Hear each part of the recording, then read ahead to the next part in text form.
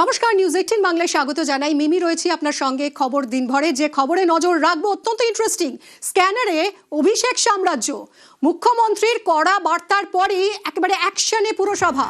Lips and বাউন্সের একাধিক সম্পত্তিতে notice, 17টি সম্পত্তি নির্মাণে বেনিয়মের অভিযোগে পুরো নোটিশ। অভিষেক বন্দ্যোপাধ্যায় একা নন, অভিষেকের বাবা মায়ের নামেও পুরসভা নোটিশ দিয়েছে। লতা বন্দ্যোপাধ্যায়, অমিত বন্দ্যোপাধ্যায়ের নামে নোটিশ, নির্মাণে বেনিয়ম বলে অভিযোগ পুরসভার। আর এই নিয়েই কথা বলবো। আমার সঙ্গে রয়েছেন নিউজ 18 বাংলার এডিটর ইনপুট কমলিকা সেনগুপ্ত। কমলিকা, প্রথমেই যে বিষয়টা জানতে চাইবো যে এই নোটিশ কেন দেওয়া হলো, কেন বেআইনি, কি বলছে পুরসভা, এবং অভিষেক বন্দ্যোপাধ্যায় একা নন, তার মা বাবার নামেও নোটিশ, এটা কতটা গুরুত্বপূর্ণ?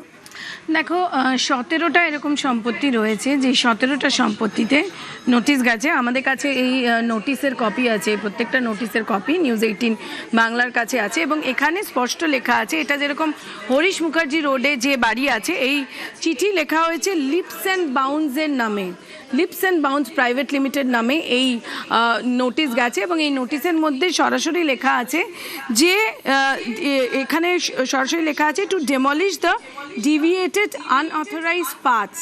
দ্যাট মিনস অর্থাৎ যে আনঅথরাইজড পার্ট এই সম্পত্তির মধ্যে, যেই জায়গাগুলো আনঅথরাইজডভাবে তৈরি করা হয়েছে, সেই সম্পত্তির সেই জায়গাগুলোকে ডেমলিশ করে ফেলতে হবে। যদি সেটা 7 দিনের মধ্যে ডেমলিশ না করে, বা যদি সেখানে কোনো কারণ না দেখানো হয় যে কেন এই ডেভিয়েশনটা হয়েছে, তাহলে আরও 7 দিন সময় নেওয়ার পর তারা নিজেরাই এটা ডেমলিশ করে দেবেন। এটা কোন অ্যাক্টের আন্ডারে হচ্ছে? এটা কলকাতা কর্পোরেশন অ্যাক্ট 1980 সেকশন 400/1, সেই যে নিয়ম, সেই যে আইন, তার মাধ্যমেই হচ্ছে। এবং সেখানে পুরসভার এটা অভিযোগ যে তারা মনে করছেন যে এই যে 17টি প্রপার্টি, তার বিভিন্ন জায়গায় এক্সটেনশন হয়েছে, বা বিভিন্ন এমন পোর্শন রয়েছে যেগুলো আইন মেনে করা হয়নি। সুতরাং সেই সমস্ত জায়গা ডেমলিশ করতে হবে। যদি সেটা 7 দিনের মধ্যে ডেমলিশ না করে, তাহলে সেই জায়গায় কারণ দেখাতে হবে। যদি সেই 7 দিনের মধ্যে কারণ না দেখাতে পারে, তাহলে আরও 7 দিন দিয়ে পুরসভা সেই জায়গা ভেঙে দেবে।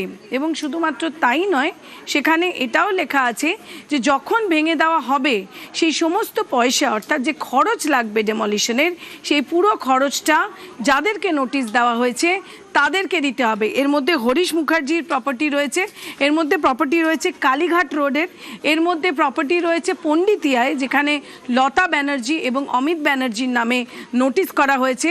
সুতরাং গোটা কলকাতা শহরে প্রেমেন্দ্র মিত্র সরণি, আরও একটা জায়গায় রয়েছে পণ্ডিতিয়া, কালীঘাট রোড, হরিশ মুখার্জি রোড। তো এই যে নোটিশগুলো গেছে, এই নোটিশগুলো গেছে লিপস অ্যান্ড বাউন্সের নামে, লতা ব্যানার্জির নামে এবং অমিত ব্যানার্জির নামে।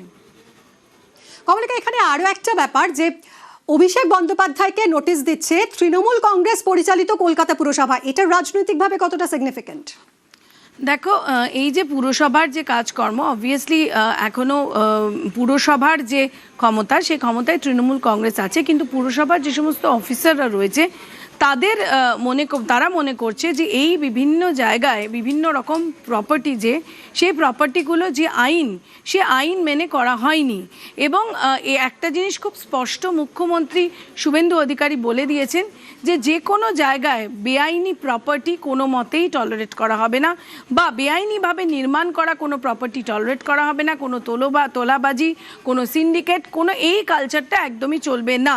সুতরাং মুখ্যমন্ত্রী শুভেন্দু অধিকারী তিনি ক্ষমতায় আসার পর, তিনি শপথ গ্রহণ পর এই জিনিসটা অক্ষরে অক্ষরে পালন করার নির্দেশ দিয়েছে সমস্ত আমলাদের।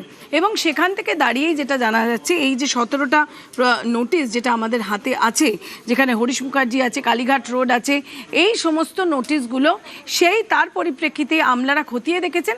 এবং পুরসভার অভিযোগ, তারা মনে করছে যে এই সমস্ত যে এক্সটেনশন হয়েছে, সেটা ডেভিয়েশন ফ্রম দ্য নর্মাল ল। কমলিকার সঙ্গে থাকো।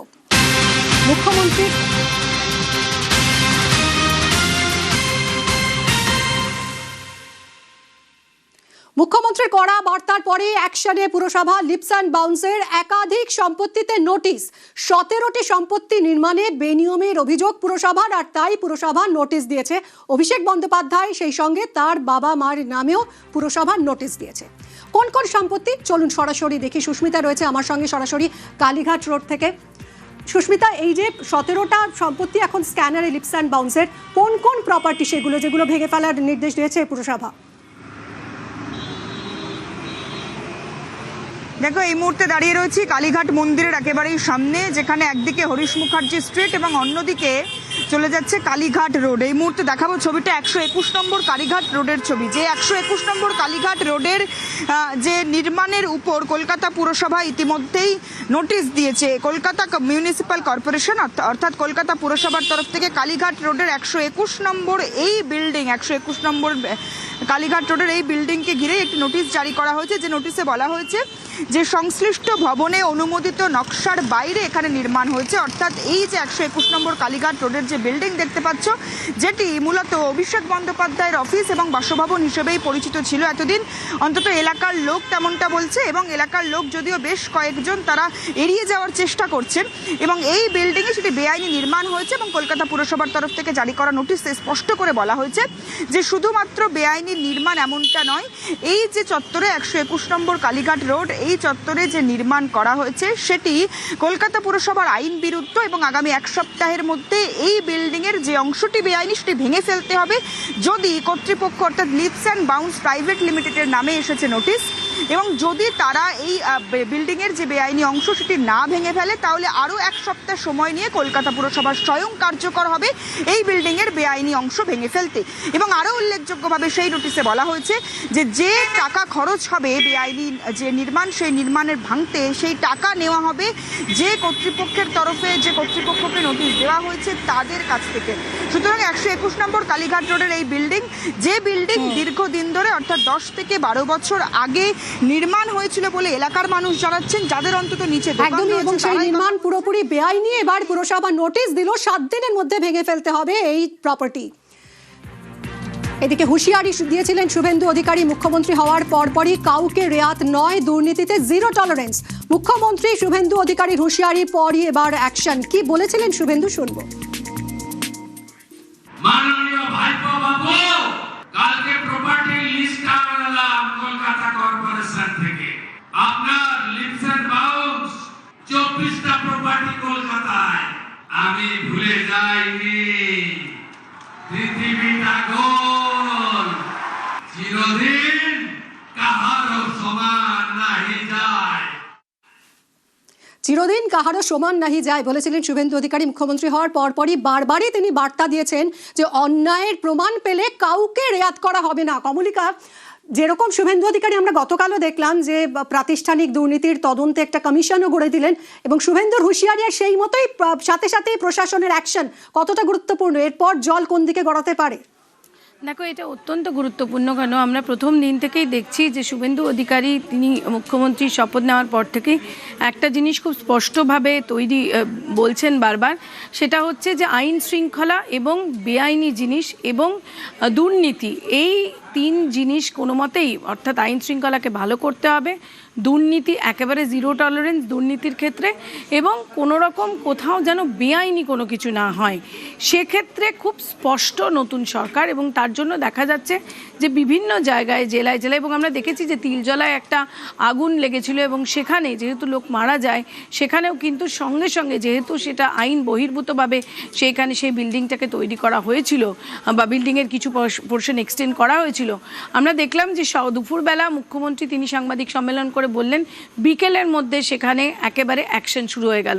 সুতরাং কোনো রকম কোনো বেআইনি জিনিস একেবারেই টলারেট করা হবে না, কারণ এই যে সরকার এসছে, সেই সরকার যখন তারা অপোজিশনে ছিল তারা বারবার এই সমস্ত কিছু নিয়ে প্রশ্ন তুলেছে, এবং তারপরে দেখা যাচ্ছে যে এই যে নোটিশ দেওয়া, এই যে ভেঙে ফেলা, এই জিনিসগুলো সামনে আসছে। আমরা দেখছি হাওড়া স্টেশনের সামনে থেকেও যত বেআইনি যত গাড়ি, বেআইনি যত দোকান ছিল সেগুলোকে তুলে দেওয়া হয়েছে, বেআইনি পার্কিংয়ের উপর অনেক বড় সিদ্ধান্ত নেওয়া হয়েছে।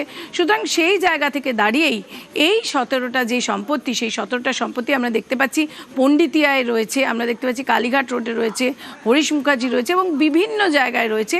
এই সমস্ত সম্পত্তির উপর এই নোটিশ গেছে এবং সেখানে এটাও বলা হয়েছে যে 7 দিনের মধ্যে নয় ভাঙতে হবে, নয়তো শোকজ করা হয়েছে, অর্থাৎ এই কারণ দেখাতে হবে যে কেন এটা করা হয়েছে। আর সেটা যদি না করা হয় তাহলে পুরসভা নিজেই তার অ্যাকশন নেবে। ধন্যবাদ কমলিকা।